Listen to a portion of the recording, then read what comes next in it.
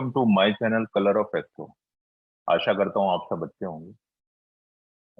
आज हम बात करेंगे ऐसे विषय पर, और थोड़ा सा जो नए व्यूअर हैं जिनको ज्योतिष के बारे में कम जानकारी है,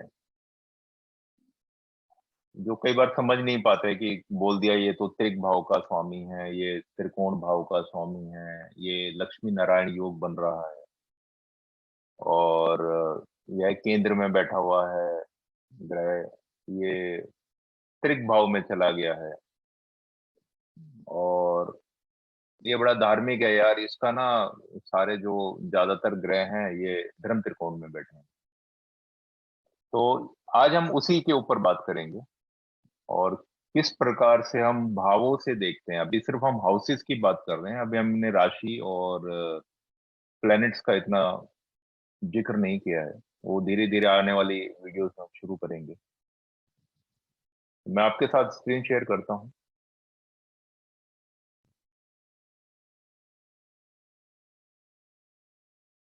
देखिए आपके जो लेफ्ट में स्क्रीन पे जहां पर 1 4 7 10 लिखा हुआ है, तो यह जो भाव है इसको हम बोलते हैं केंद्र, यानी हमारी कुंडली का केंद्र भाव, कोर पार्ट। जैसे हमारी बॉडी में भी हमारा कोर पार्ट, यानी हमारी अगर हमारा कोर अंदर से स्ट्रांग है, यानी हमारी जड़ें मजबूत हैं, तो यह वह कोर पार्ट है हमारा, यानी 1 4 7 10 हाउस भाव। और जो सेकंड कुंडली है ये हमारा त्रिकोण को दिखाता है, 1 5 9। अगर आप देखेंगे भी, मैं ड्रॉ कर देता हूं। यहाँ से ये ऐसे बनेगा, और उसके बाद ऐसे बनेगा, एंड देन ये त्रिकोण बन गया।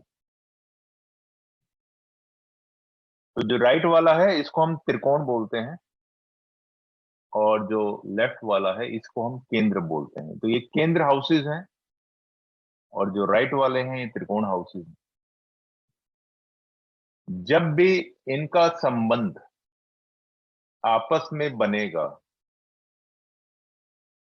तो आपने काफी लोगों के मुंह से सुना होगा कि मेरा राजयोग बन रहा है, या उसकी कुंडली में तो राजयोग है, चाहे तो आप लिख भी सकते हैं। तो जब भी हमने उनका संबंध देखा, इनको प्रायोरिटी क्यों दी गई? क्योंकि ये वह भाव है जो हमारे लिए बहुत ही ज्यादा शुभ है। तो जब भी केंद्र के स्वामी का संबंध त्रिकोण के स्वामी के साथ बंधेगा, तो हम उसको एक राजयोग की कैटेगरी में डाल देते हैं। यानी उस टाइम पर आपका भाग्य, आपकी बुद्धि, आपके कर्म के अंदर, आपके जीवन साथी में, आपकी सुख सुविधाओं में, आपके नेम फेम में एक बहुत बड़ा चेंज ले आएगा।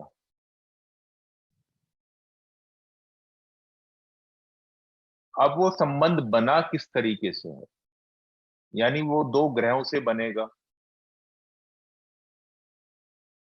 या एक ही ग्रह इतना बली होगा जिससे हम मान सकते हैं कि अगर इसकी दशा आ गई तो उसका काम में बहुत अच्छा हो गया है, या उस टाइम पर उसका पैसा बहुत आया, या उसको नेम फेम बहुत मिला। तो आगे हम चर्चा करेंगे कि जब वो हम ग्रहों की दोस्ती कराएंगे या युति कराएंगे, जब साथ बैठे हुए हैं, तो किस प्रकार के रिजल्ट्स आएंगे। तो उस टाइम पे बहुत आसानी से भी बहुत सारी चीजें मिल सकती हैं, और बहुत कठिनाइयों के बाद भी मिलेगी, मिल जाएंगी, जितना ताकत होगा भाव के अंदर या ग्रहों के अंदर। तो जो केंद्र है इसको हमने विष्णु स्थान माना है, और जो त्रिकोण है इसको हमने लक्ष्मी स्थान का बताया गया है, हमारे ऋषियों ने हमें बताया है, ऋषि प्राशर ने बताया। तो जब भी विष्णु का और लक्ष्मी का संबंध बनेगा, तो जो क्लासिक्स बोलते हैं कि इन दोनों का संबंध बना, तो मतलब क्या, आपके जीवन में बहुत सारी चीजें अच्छी होंगी उस टाइम पर, इसलिए उसको राजयोग का कैटेगरी दिया गया।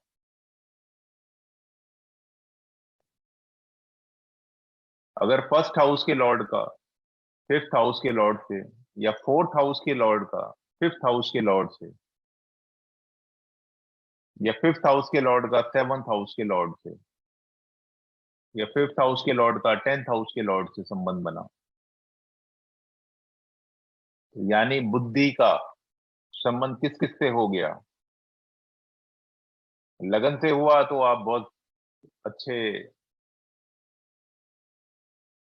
पढ़ने लिखने वाले हो सकते हैं, बहुत ज्ञानी ध्यानी हो सकते हैं, अपनी बुद्धि के बल पे आप बाकी सारी चीजें अर्न कर सकते हैं। ऐसे ही नवम भाव के साथ जब इन ग्रहों के संबंध बनेंगे, तो आपके भाग्य से आपके सारे संबंध बन रहे हैं।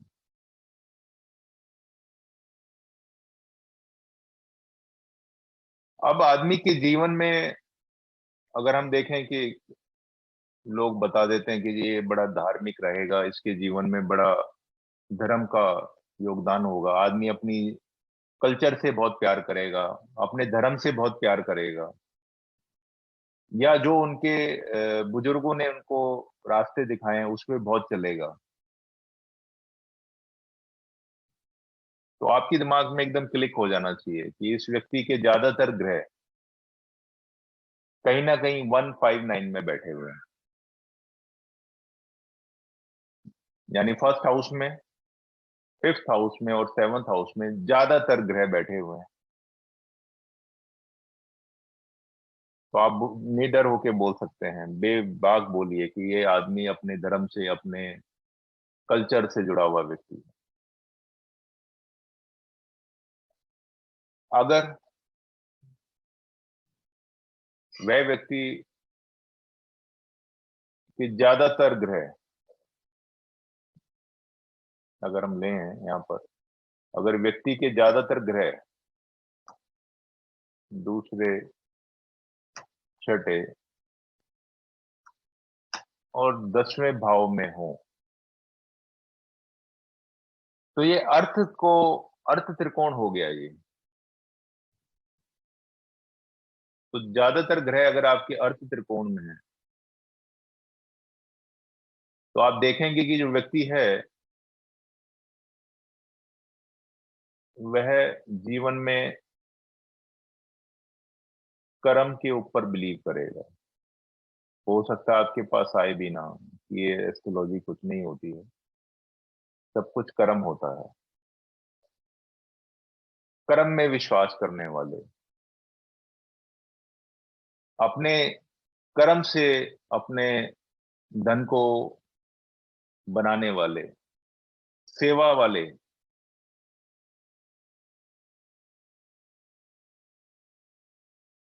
उस प्रकार का रिजल्ट उसके ऊपर आपको नजर आएगा।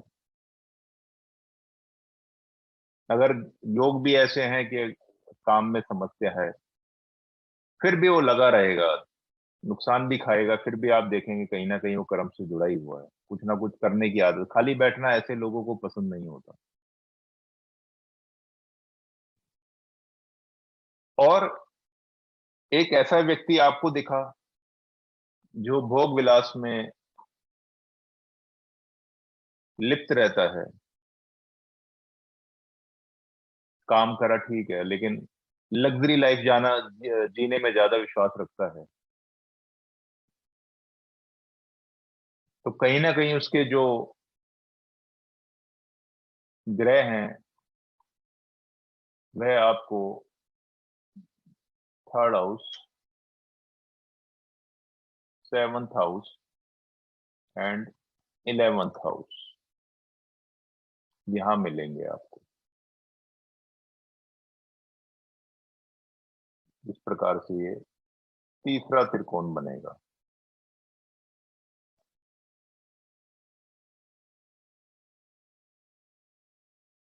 ये ऐसे,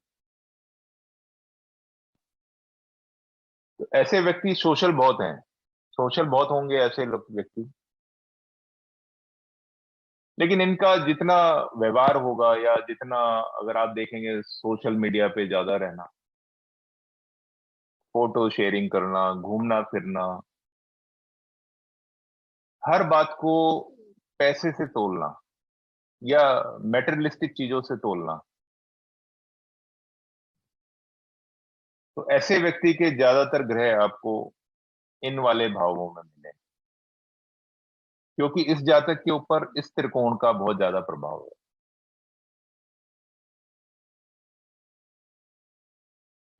और अगर आपको ऐसा व्यक्ति मिल जाए या ऐसा जातक मिल जाए जो ऐसी बातें करे जिसका संसारिक चीजों से बहुत ज्यादा लेना देना नहीं, जो मोक्ष की बातें करता है, जो सबको इक्वल लेके चलने की बातें करता है, जो बोले कि धर्म ठीक है लेकिन उससे ऊपर मानवता है, पशु पक्षियों का भी जीवन है, या सन्यास लेने की बात करें। ऐसे बहुत से लोग होंगे जो अ, शादीशुदा हैं, बच्चे हुए, बच्चे छोटे बच्चे भी हो, उसके बाद भी उन्होंने सन्यासी जीवन को कहीं ना कहीं अडॉप्ट किया। तो उनके जो ज्यादातर ग्रह होंगे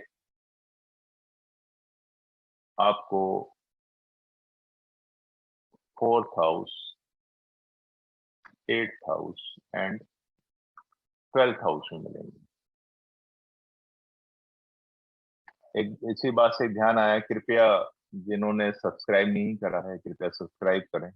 और उन लोगों का भी बहुत बहुत धन्यवाद जो मेरे वीडियो को देख रहे हैं और लाइक कर रहे हैं।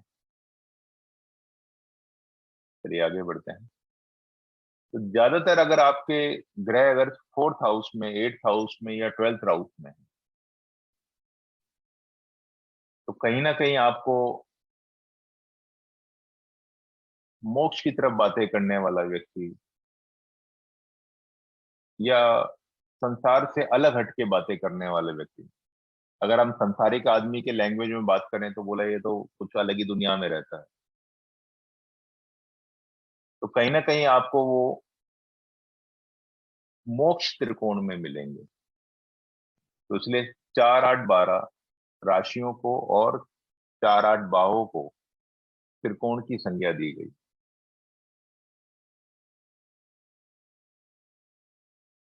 अब बात करेंगे हम अलग अलग कॉम्बिनेशन, क्योंकि एस्ट्रोलॉजी या दुनिया में बहुत सारी चीजें हैं जो किसी ना किसी चीज को मिला के बनाई जाती है और उससे एक चीज का जन्म होता है। इसी प्रकार कुंडली के अंदर भी जब एक भाव का संबंध दूसरे भाव से जुड़ता है तो चीजें बनती हैं। तो मारक भाव, अगर आप सुनेंगे जब हम मृत्यु के लिए देखते हैं किसी के लिए भी, तो उसमें मारक भाव का जिक्र आता है कि ये तो मारक भाव में इसके ग्रह बैठे हैं या मार्केश हो गया। तो 2nd हाउस यानी दूसरा भाव और सप्तम भाव, 2 and 7, यह दोनों भाव जो है ये मारक भाव। इनको मारक भाव किस लिए कहा गया है? क्योंकि 8वां घर जो है, जो आपने अगर मेरा प्रीवियस वीडियो देखेंगे तो आयु का है, तो आयु का नुकसान करता है ये।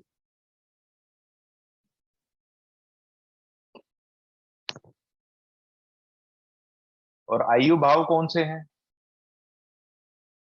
आयु भाव दो हैं, यानी अष्टम भाव और तीसरा भाव हमारा आयु भाव है, यानी 3rd and 8th हाउस।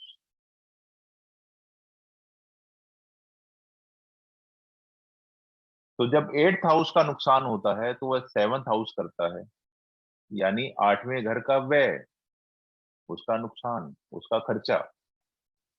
ऐसे ही तीसरे भाव का जब नुकसान होता है,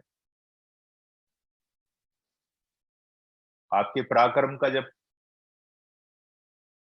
नष्ट हो जाता है आपका पराक्रम भाव, यानी आपके आयु की सूक्ष्म आयु का संबंध जब दूसरे भाव से हो जाता है, तो आपके जीवन में शारीरिक रूप से काफी कठिनाइयां आती हैं। और अगर एज कैलकुलेट करके हमने निकाला हुआ है और उस टाइम पर ये भाव जागृत है, तो मृत्यु तुल्य कष्ट भी हो सकता है और मृत्यु भी होती है। इसलिए दूसरे भाव और सेवंथ हाउस को, यानी second house and seventh house जो है वो मारक स्थान है, और आयु भाव जो है वो अष्टम और तृतीय भाव आयु भाव है। अब हम बात करेंगे उपचय भावों की। उपचय भाव जो हैं वह हमारे हैं third house, sixth house and 10 and 11 house. ये हमारे उपचय भाव हैं।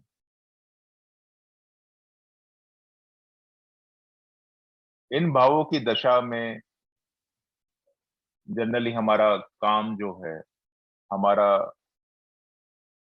बिजनेस है, जॉब है, या हमारा जो एफर्ट्स हैं वो बहुत सर्वश्रेष्ठ उसके रिजल्ट हमें मिलते हैं इस टाइम पर। तो इसलिए उसको उपचय हाउसेस कहा गया है। अगर आप दूसरे वे में लें तो मेटेरियलिस्टिक वे में अगर आप लेंगे तो इस टाइम पर इन भावों के ग्रहों की दशा चलती है या इनका संबंध स्ट्रांगली बनता है, तो आप देखेंगे कि आपको काफी काम के अंदर या अपने बिजनेस के अंदर बहुत सफलता मिलती है।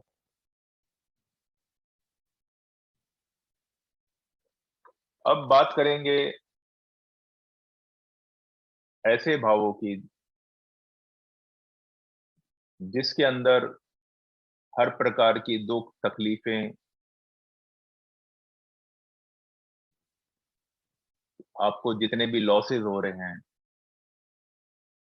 आपके झगड़े झंझट हैं, आपकी दुश्मनी है, और जीवन में चाहे वो 1 मिनट का, 1 सेकंड का ही दुख हो या आपको लंबा दुख हो,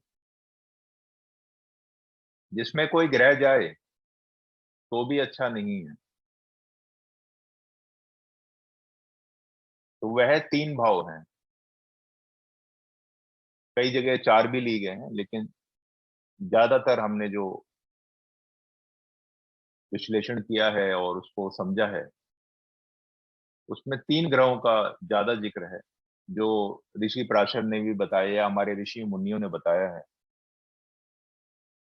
तो वह है त्रिक भाव, दुख स्थान बोल दीजिए ने। तो वह है 6, 8 एंड 12। ये 3 भाव जो हैं, यहाँ जाके ग्रह जो होता है वह कमजोर हो जाता है, या उसके जो कारक तत्व हैं उनमें आपको आपके जीवन में समस्या मिल सकती है, और कई बार माइनस माइनस होके प्लस भी हो जाता है। वो आगे हम पढ़ेंगे धीरे धीरे और उनको जोड़ना सीखेंगे।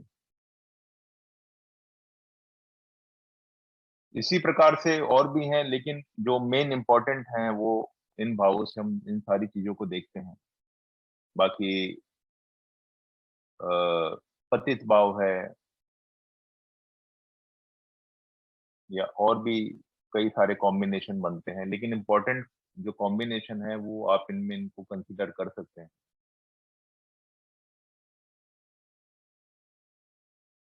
एक कॉन्सेप्ट होता है मारक के साथ बाधक का,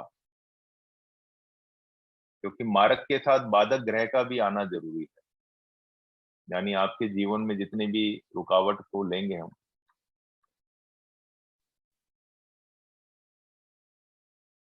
वह भाव हैं वह भी 3 भाव हैं और उनको हम लेंगे तो एक 7th हाउस आता है, एक 9th हाउस आता है और एक 11th हाउस आता है। जब इनका संबंध मारक भाव के साथ संबंध बनता है और उस टाइम पर बाधक ग्रह भी एक्टिवेशन में है, यानी बाधक ग्रहों के संबंध भी बन रहा है, तब ज्यादा आदमी के लिए कष्टकारी हो जाता है, मृत्यु तुल्य हो जाता है, मृत्यु हो जाती है। तो आज यहीं तक, आगे हम धीरे धीरे इसी सीरीज को आगे बढ़ाते रहेंगे और आगे राशियों के गुण धर्म, उनको कैसे कनेक्ट करना है, किसका संबंध किससे, यानी मतलब बेसिकली किसका कनेक्शन किसके साथ बन रहा है, और ग्रहों के नैसर्गिक स्वभाव कैसे हैं, उन पर वीडियो बनाएंगे। मेरा वीडियो देखने के लिए आपका बहुत बहुत धन्यवाद। आपका दिन मंगलमय। जय सिया राम।